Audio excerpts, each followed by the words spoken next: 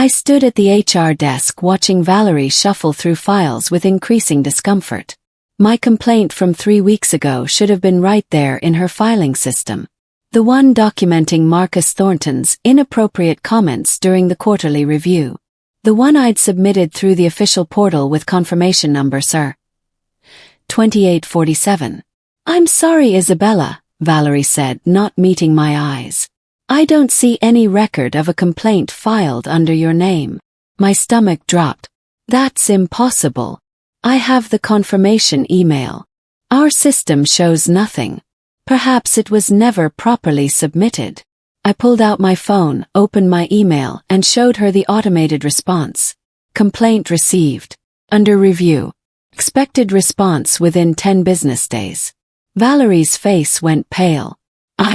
I'll need to check with my supervisor. This is unusual. Unusual. My voice was sharper than I intended. My formal harassment complaint has vanished from your system, and you're calling it unusual? She leaned forward, her voice dropping to barely a whisper. Isabella, some things are better left alone. Trust me on this. The words hit me like cold water. This wasn't a filing error. This was something else entirely. That night I couldn't sleep. I logged into the company portal from home and searched my submission history. 3 complaints filed over the past 6 months. All confirmed. All acknowledged. All missing from the system now. The first complaint from August detailed Marcus making comments about my appearance during team meetings. The second from September outlined how he'd taken credit for my analysis during an investor presentation. The third, most recent one, documented him blocking my promotion recommendation. I had screenshots of every submission. Confirmation numbers, timestamps, but in the official system they no longer existed. My hands trembled as I cross-referenced the dates. Each complaint had been filed after incidents involving Marcus Thornton, our CEO, not some middle manager. CO. Text message lit up my phone. Unknown number. Stop asking questions. It wasn't HR who erased them. My pulse raced. I typed back. Who is this? 3 dots appeared, then disappeared. Then a final message. Someone who knows what he's capable of. I stared at the screen, my apartment suddenly feeling very small and very isolated. If not HR, then who? The next message answered my question. It was the CEO. I spent the weekend digging through every document I could access. Company policies. Complaint procedures. Audit logs. What I found made my blood run cold. Over the past 2 years, 17 complaints had been filed against senior executives. I found references to them in department memos, casual emails, calendar invitations for HR review meetings. But when I checked the official complaint database, only 3 complaints existed. All against junior managers. All resolved with minor disciplinary actions. The pattern was impossible to miss. Complaints against lower-level employees remained in the system. Complaints against executives vanished.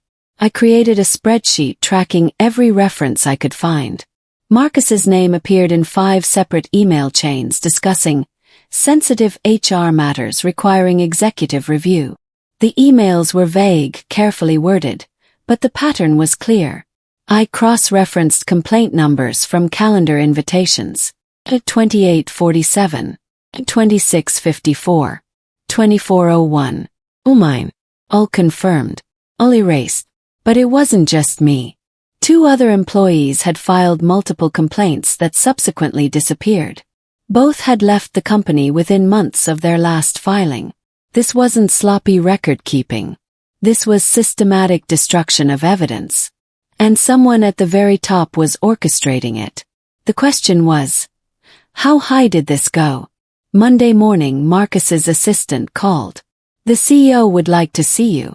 10 a.m. I'd never been summoned to his office before. The timing wasn't coincidental. Marcus's executive suite was all glass and steel, designed to intimidate. He sat behind a desk the size of my kitchen table, perfectly groomed, perfectly calm. Isabella, thank you for coming. I understand you've been making inquiries with HR. I filed a complaint that seems to have disappeared. I'm trying to understand what happened. His smile didn't reach his eyes. Systems fail sometimes. Technology isn't perfect. But I'm concerned about the energy you're investing in this. Your focus should be on your work, not on administrative discrepancies. It's not a discrepancy. It's a formal harassment complaint that no longer exists. Harassment is a strong word. His tone hardened slightly. One that can damage careers. Both the accused and the accuser. You've been with us 3 years, Isabella. You have a promising future. I'd hate to see you jeopardize that by pushing matters that are complicated. The threat was subtle but unmistakable. Are you telling me not to pursue this? I'm telling you that sometimes the best way forward is to let things go. Focus on what matters. Your performance. Your projects. Your career trajectory. He paused. That trajectory can go in many directions. I stood, keeping my voice steady. Thank you for the advice. As I left, I understood completely. This wasn't advice. It was a warning. I needed evidence. Real, undeniable, court-admissible evidence. And I needed it before whatever system erased my complaints erased me too. That evening, I studied the company's email retention policy. All messages were archived for 7 years for compliance purposes. Deleted emails remained in backup servers for legal discovery. The official complaint system might erase records, but email servers didn't lie. And somewhere in those backups were the original complaint notifications, the HR responses, the entire paper trail. I reviewed the IT infrastructure documentation I'd helped create last year during a compliance audit. The backup system used enterprise-grade storage with multiple redundancy layers. Nothing truly disappeared. Question was access. Standard employees could search their own archived emails. But accessing broader system backups required IT administrator privileges. I made notes of every timestamp, every confirmation number, every detail I could remember. If I could prove the complaints existed in the email archives, I could prove they'd been deliberately removed from the official system. I opened a new document and started mapping my strategy. Legal discovery protocols. Chain of custody requirements. Compliance audit procedures. If Marcus wanted to play with systems and records, I'd show him what happened when someone actually understood how those systems worked. Tuesday morning, I grabbed coffee with Tyler from IT. We'd worked together on the compliance audit, and I trusted him more than most people in the building. Hypothetical question, I said after casual conversation. If someone accidentally deleted important emails, could they be recovered? Tyler stirred his coffee, choosing his words carefully. Depends. Personal deletions. Usually yes, from the 30-day trash folder. Anything older goes to deep archive. What about permanently deleted items? Or system-level deletions? He glanced around the coffee shop. Isabella, why are you asking? Hypothetically. Hypothetically, nothing is ever really deleted. Backup servers keep everything. For legal reasons. He paused. But accessing those backups requires administrator approval. And that access is logged. Heavily logged. What if the emails were deleted by someone with administrator privileges? Tyler set down his coffee. Then you're talking about something that could get both of us fired just for discussing it. I met his eyes. What if those emails proved someone was destroying evidence? He was quiet for a long moment. Then very quietly. There's a redundant backup system most people don't know about. It runs separately from the main archive. Eddie uses it for disaster recovery. Could someone access it? With the right credentials. And a very good reason. He stood to leave. Be careful, Isabella. Whatever this is about, be very, very careful. I tried accessing the archived email system that night from home. The company VPN allowed remote access to personal archives. I logged in, searched for my complaint submission confirmations. The search returned nothing. I tried alternate search terms. Complaint numbers. Date ranges. Marcus's name combined with HR. Still nothing. Either my emails had been scrubbed from my personal archive, or the deletion went deeper than I'd imagined. I logged out, cleared my browser history, disconnected from the VPN. My hands were shaking. If they'd erased my emails from my own archive, they knew I'd be looking, which meant they were watching. The next morning, Valerie from HR called. "Isabella, I need to ask you about some unusual login activity on your account. You accessed the company VPN late last night." My mouth went dry. Yes, I was reviewing some project files.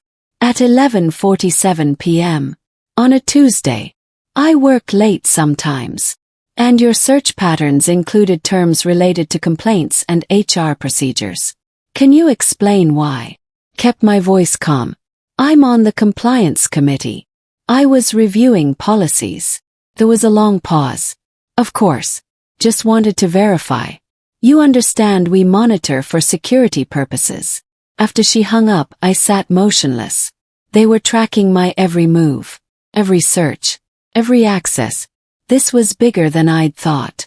And more dangerous. Over the next week, the pressure increased. Small things. My desk was moved to a less desirable location. My name was left off a major project email chain.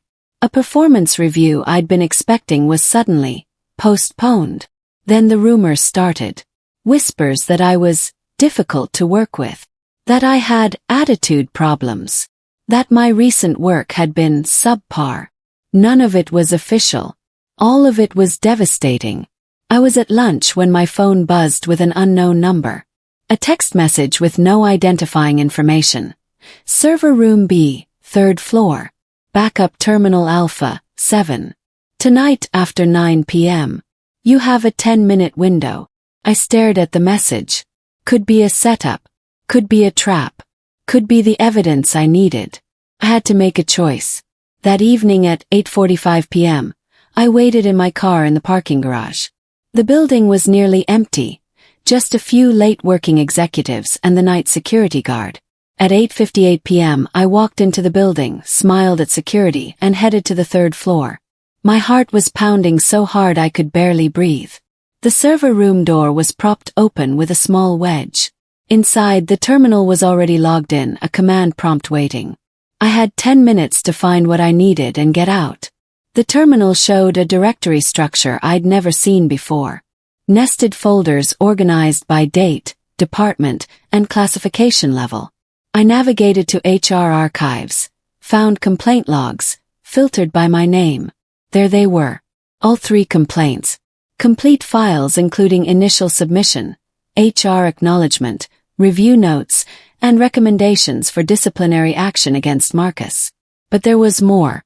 Each file had a secondary log showing administrative modifications. All made by the same user account, emmettthornton.admin. Marcus himself had deleted my complaints from the official system. I pulled out a USB drive and started copying files. The progress bar moved agonizingly slowly. 47%, 63%, 82%. Footsteps echoed in the hallway. Froze. The copy was at 94%. The footsteps passed. Exhaled. 100%. Complete. I closed the terminal, pocketed the USB drive, and walked out as calmly as I could manage. I had proof. Marcus Thornton, CEO of a publicly traded company, had personally erased employee complaints against himself. The question now was what to do with it. I didn't sleep that night. I sat in my apartment staring at the files I'd copied. 3 complaints, 17 modifications, all signed with Marcus's administrator credentials. But there was something else in the files. A reference to a board meeting scheduled for October 15th. The subject line, Executive Conduct Review, Confidential. Marcus had told the board about complaints against him. But he'd minimized them, called them misunderstandings, assured the board he'd addressed the concerns through informal channels. The board had accepted his explanation, closed the matter, told him to be more mindful of employee sensitivities. No investigation, no formal review, no consequences. I opened another file, dated just 3 days after my most recent complaint. An email from Marcus to the head of HR. Complaint Sir 2847 represents a pattern of misinterpretation. Please remove from official records to avoid confusion during upcoming board review. Will address directly with employee. He hadn't just deleted evidence. He documented his intent to delete it. But should I confront HR directly? Show them what I'd found? Or gather more evidence first? If I moved too soon, Marcus could claim the files were fabricated. If I waited too long, he might discover what I'd done. I needed to be strategic. One perfect move that he couldn't counter. I decided to test the waters. Carefully. Anonymously. The company had an ethics hotline. Theoretically independent from management. I called from a burner phone during lunch, described, hypothetically, witnessing executive misconduct and evidence destruction. The woman who answered sounded bored. We'll look into it. Can you provide specifics? Not yet. But this involves executive-level violations of company policy. All reports are taken seriously. You can submit documentation through our secure portal. I hung up before she could ask more questions. 2 days later, Marcus called an all-hands meeting. He stood at the front of the conference room, projecting confidence and authority. I want to address some rumors, he began. There's been talk of misconduct, of inappropriate actions at the executive level. I want to be absolutely clear. This company maintains the highest ethical standards. Any allegations are investigated thoroughly and fairly. He was speaking directly to me, though he never looked in my direction. We take these matters seriously, which is why I've asked legal to review our complaint procedures and ensure they're being followed to the letter. Transparency. Accountability. These are our values. After the meeting, I checked my email. A message from IT security. Routine audit of system access will be conducted this week. Please ensure all logins comply with usage policies. They knew someone had accessed the backup servers. They just didn't know who yet. The clock was ticking. Thursday afternoon, IT descended on my computer. Routine security audit, they explained. Everyone's being checked. I watched as they logged into my system, scanned my files, reviewed my access history. My pulse raced. The USB drive was in my purse. If they found it, I was finished. The technician frowned at something on the screen.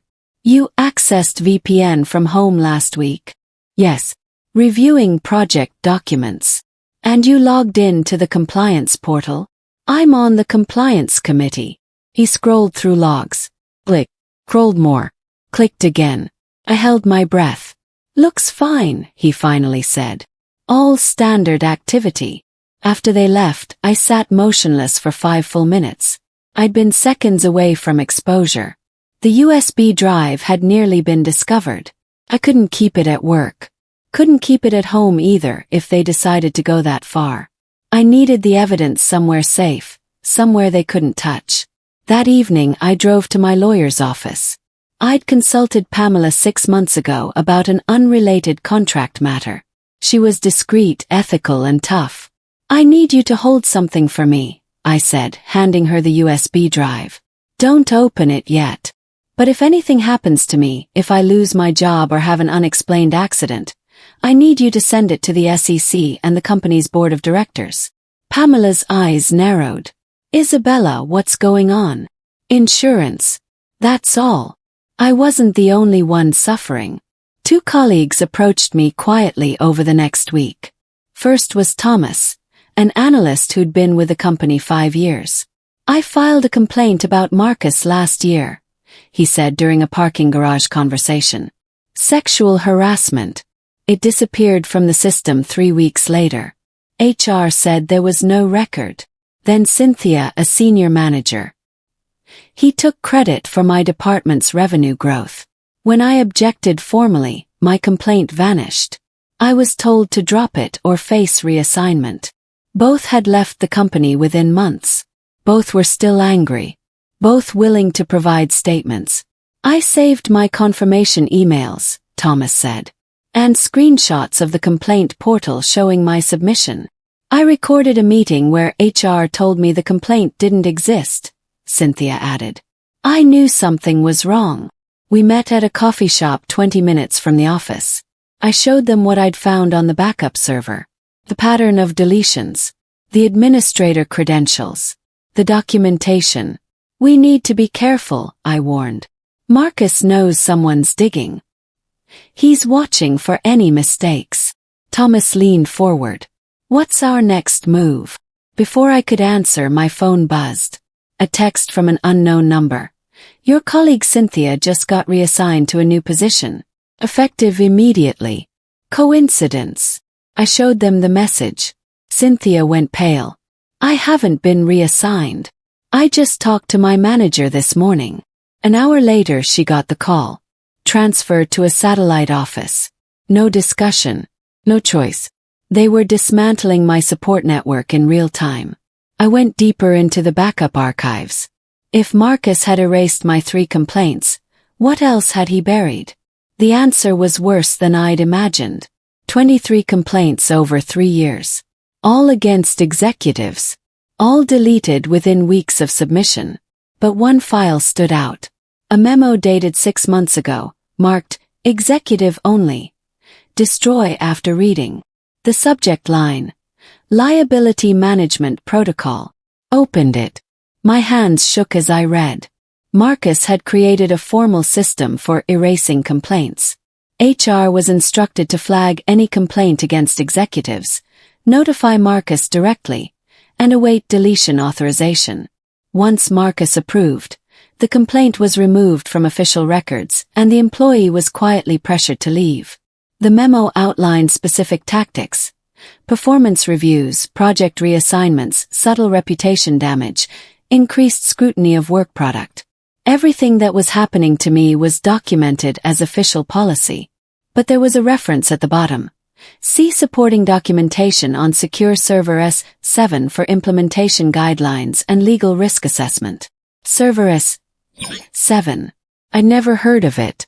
But if that server existed, it would contain the complete blueprint of Marcus's corruption. I needed to find it. But accessing one unauthorized server had nearly gotten me caught. Accessing a second one would require even more care. Friday morning, Marcus held a town hall meeting. He stood at the podium, looking every bit the respected CEO. I want to talk about integrity, he began. This company was built on trust. Trust between management and employees. Trust between colleagues. Trust in our processes and policies. He paused for effect. Recently, I've heard whispers of dissatisfaction. People questioning our HR procedures. Suggesting that complaints aren't handled fairly. I want to address that directly. He clicked to a slide showing complaint statistics. Over the past 3 years, we've received 87 employee complaints. 87. Every single one was reviewed, investigated, and resolved according to policy. Some resulted in disciplinary action. Others were found to be misunderstandings that were addressed through coaching and mediation. The numbers were lies. I'd seen the real data. Over 100 complaints filed. 23 disappeared. But he presented it with such confidence that people nodded along. If anyone has concerns about our processes, my door is always open. We value transparency. We value accountability. As people filed out, my phone buzzed. An encrypted message from an unknown sender. Check your personal email. Sent you something that changes everything. I opened my personal account on my phone. One new message from an encrypted email service. No sender name. Just an attachment. The file was labeled S7 under archive legal under risk assessment.pdf. Someone had just handed me the smoking gun. The document was devastating. A full legal analysis of Marcus's complaint deletion system, prepared by outside counsel at his request. The lawyers had outlined the risks. Potential SEC violations, shareholder lawsuits, criminal fraud charges. They'd recommended Marcus cease the practice immediately. Marcus's response was documented at the bottom. Risk acknowledged. Benefits outweigh exposure. Proceed as planned. Ensure permanent destruction of flagged complaints to eliminate evidence trail. He hadn't just ignored legal advice. He'd escalated the scheme. I immediately backed up the file to 3 separate cloud storage accounts. Encrypted each copy. Sent Pamela an encrypted email with access instructions. Then I sat down and mapped out every piece of evidence. My 3 deleted complaints with Marcus's admin credentials. 23 additional deleted complaints. The Liability Management Protocol memo. The legal risk assessment and Marcus's response. Confirmation emails from other employees. Thomas and Cynthia's statements. Everything pointed to systematic evidence destruction orchestrated by the CEO. But I needed one more element to make this bulletproof. Proof that Marcus knew the complaints were legitimate. That he'd deleted them specifically because they were true. I found it in an email Marcus had sent to his executive assistant. Isabella's complaint about the quarterly review is accurate. I did make those comments.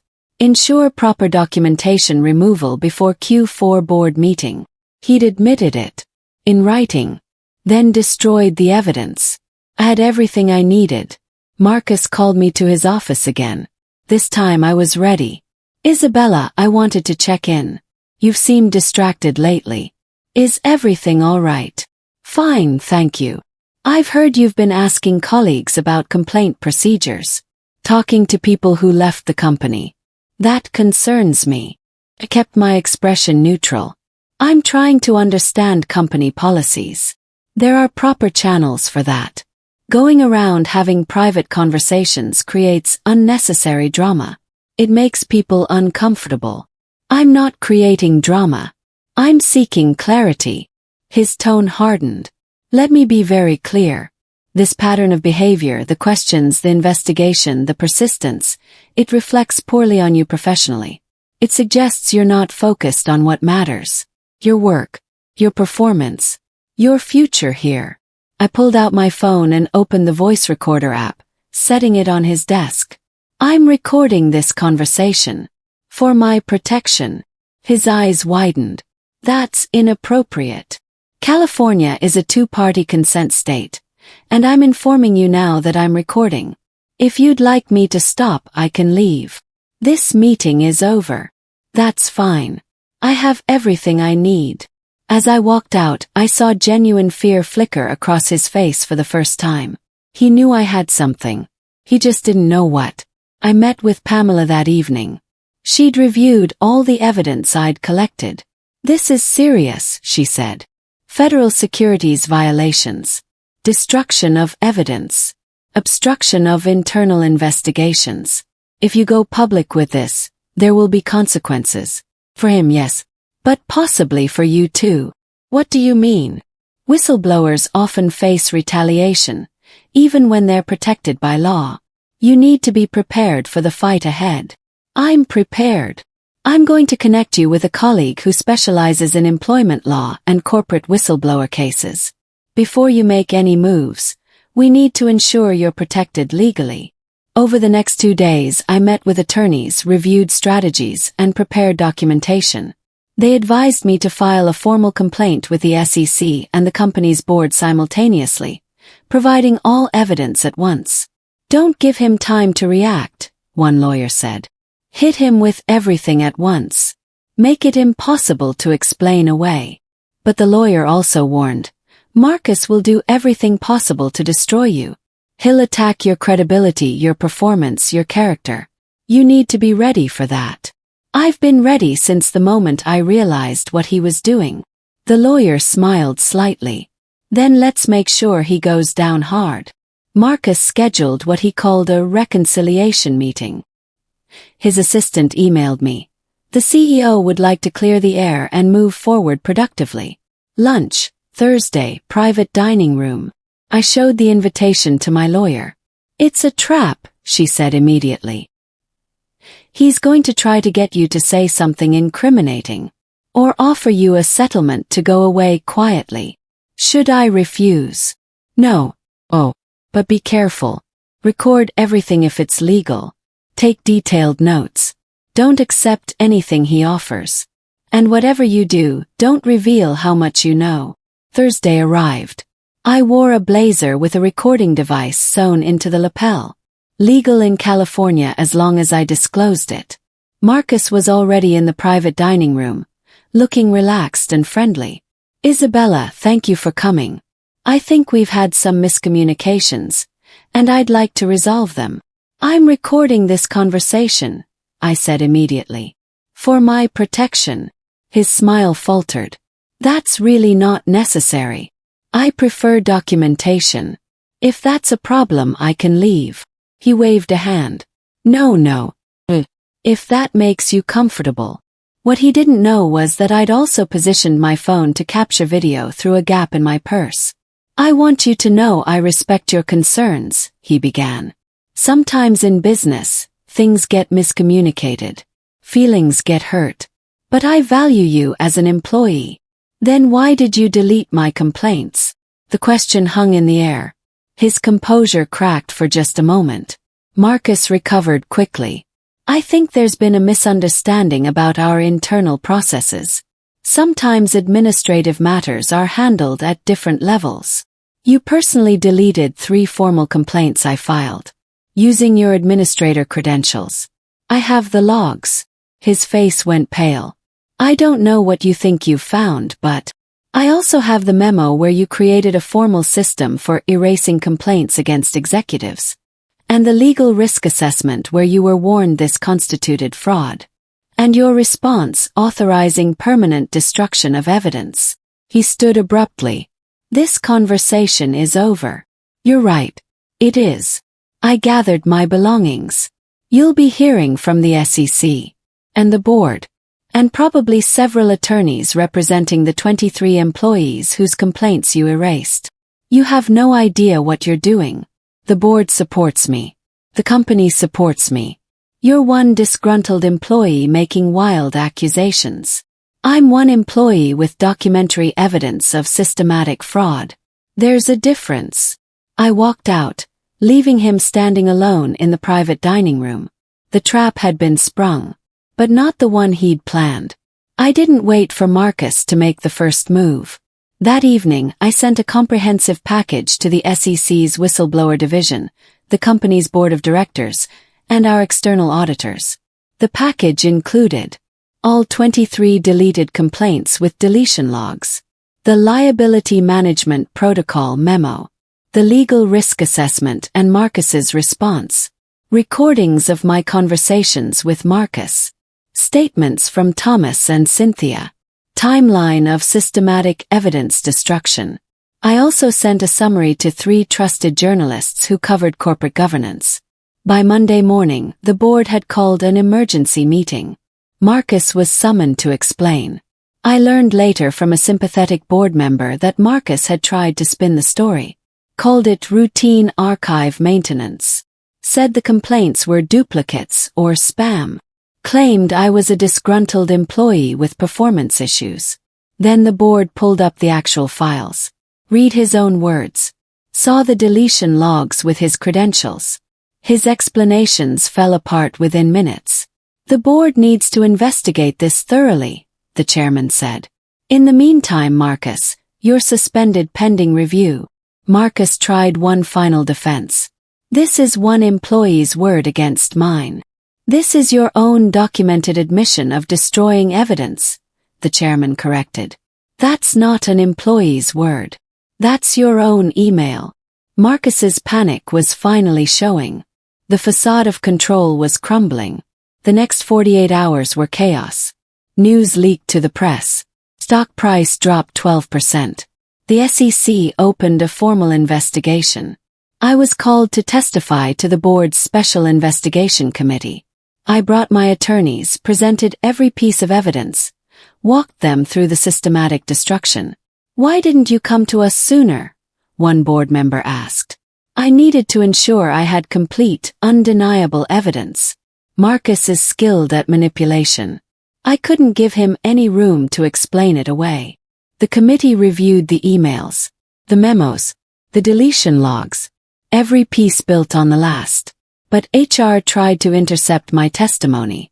Valerie sent an email suggesting my allegations were based on misunderstandings, and that I'd violated company policy by accessing restricted systems. My attorney responded within an hour. My client's actions were protected whistleblower activity. Any retaliation will result in immediate legal action and notification of federal authorities. HR backed down. But the damage was done. They'd shown their hand. They were complicit.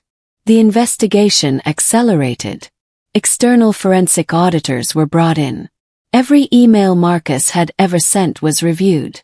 Every deletion log analyzed. And then they found something I hadn't discovered. Marcus had also been erasing financial disclosures that showed executive overpayment schemes. This wasn't just about complaints. It was about fraud at the highest level. The board meeting to review findings was scheduled for Friday. I wasn't invited, but my attorney was. She called me afterward with the update. They presented all the evidence. The deleted complaints. The systematic cover-up. The financial fraud. Marcus was there with his attorneys. What did he say? He tried to claim he was protecting the company from frivolous complaints. Said he was acting in the shareholders' best interests. Said removing complaints that weren't substantiated was just efficient management. And the board chair pulled up an email where Marcus explicitly admitted a complaint was accurate before deleting it. His exact words. This claim is true, but addressing it would be expensive. Remove from system. There was silence on the line. Then my attorney continued. He had no response. His lawyers whispered to him. He stammered. Tried to explain. But the documents were right there. His own words. His own admin credentials. His own systematic fraud. What happens now? The board voted to terminate him immediately. They're also referring the matter to the SEC for criminal investigation. And Isabella? Yes. They voted to reinstate all deleted complaints, review all executive conduct, and implement a completely new oversight system. You didn't just expose one CEO. You changed how the entire company operates. Marcus's termination was announced Monday morning. The press release was carefully worded. Following an internal investigation, the board has concluded that certain policies were not followed appropriately. Marcus Thornton has been relieved of his duties effective immediately. But everyone knew what had happened. The details leaked within hours. The full scope of the fraud became public. Marcus tried to salvage his reputation. He issued a statement claiming he'd been unfairly targeted, and that standard business practices had been mischaracterized. Then the SEC released their preliminary findings. 23 deleted complaints. 47 destroyed financial records. Systematic evidence destruction over 3 years. Criminal charges were being considered. Marcus's attorneys tried one final move. They approached my lawyers with a settlement offer. Significant money if I'd sign an NDA and drop any civil claims. Absolutely not, I told my attorney. This isn't about money. This is about making sure he can't do this to anyone else. The offer was rejected. Marcus's world was collapsing. His reputation destroyed. His career over. Criminal prosecution looming. The confident, intimidating CEO I'd faced was now a desperate man facing justice. The downfall was complete. 3 months later, the company held an all-hands meeting. The new interim CEO stood at the podium. I want to acknowledge the courage it took for one employee to stand up against powerful forces and demand accountability. Isabella Torres exposed systematic wrongdoing that could have destroyed this company. Instead, her actions have made us stronger. The applause was genuine. Overwhelming. We've implemented new policies. Independent oversight of complaints. External auditors reviewing all executive conduct. Protection for whistleblowers. And we've reinstated all complaints that were improperly deleted, with full investigations into each one. I was offered a promotion to Director of Compliance and Ethics, a role created specifically to prevent what Marcus had done. Accepted. That evening, I stood in my new office and reflected on the journey. The fear, the pressure, the systematic intimidation. The moment I'd realized that staying silent was more dangerous than speaking up. I thought about the 23 other employees whose complaints had been erased, whose voices had been silenced, whose experiences had been dismissed. Justice had been served. But more importantly, the system had been changed.